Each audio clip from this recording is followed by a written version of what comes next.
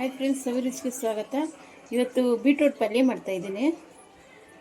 ತುಂಬ ರುಚಿಯಾಗಿರುತ್ತೆ. ಒಂದು 4 ಟೇಬಲ್ ಸ್ಪೂನ್ ಎಣ್ಣೆ, 1 ಟೇಬಲ್ ಸ್ಪೂನ್ ಸಾಸಿವೆ, 1 ಟೇಬಲ್ ಸ್ಪೂನ್ ಜೀರಿಗೆ ಹಾಕ್ಕೊಳ್ಳಿ, ತುಂಬ ಟೇಸ್ಟ್ ಕೊಡುತ್ತೆ. ಒಂದು 4 ಹಸಿಮೆಣಸಿನ್ಕಾಯಿ, ಸ್ವಲ್ಪ ಕರಿಬೇವು, ಒಂದು 2 ಈರುಳ್ಳಿ ಸಣ್ಣದಾಗಿ ಹಚ್ಕೊಂಡಿರೋದು,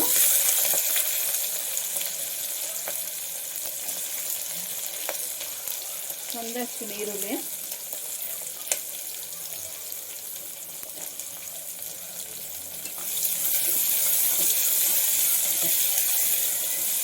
ಎರಡು ನಿಮಿಷ ಫ್ರೈ ಮಾಡಿ. ಕಡಲೆಬೇಳೆ ಒಂದು 2 ಟೇಬಲ್ ಸ್ಪೂನು, ತುಂಬ ರುಚಿ ಕೊಡುತ್ತೆ.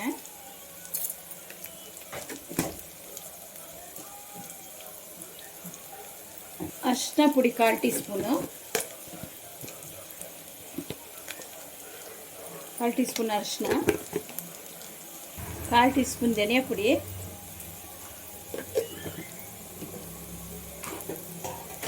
ಒಂದು 1/4 ಟೀ ಸ್ಪೂನ್ ಚಿಲ್ಲಿ ಪೌಡ್ರು. ಚೆನ್ನಾಗಿ ಸ್ವಲ್ಪ ಫ್ರೈ ಮಾಡ್ಕೊಳ್ಳಿ.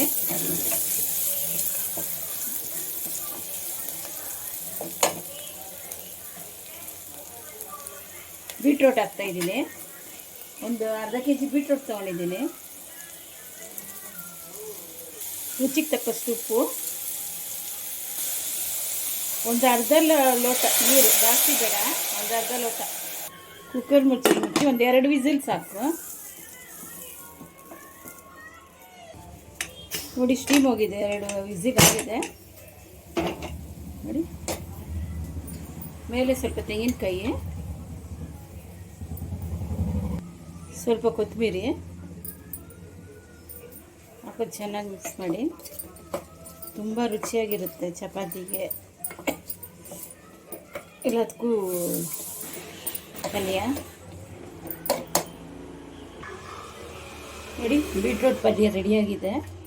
ಚಪಾತಿ ಜೊತೆಗೆ ಎಲ್ಲದಕ್ಕೂ ಹಂಚ್ಕೊಂಡು ತಿನ್ಬೋದು. ತುಂಬ ಟೇಸ್ಟಾಗಿರುತ್ತೆ. ಲೈಕ್ ಮಾಡಿ, ಶೇರ್ ಮಾಡಿ, ಸಬ್ಸ್ಕ್ರೈಬ್ ಮಾಡಿ.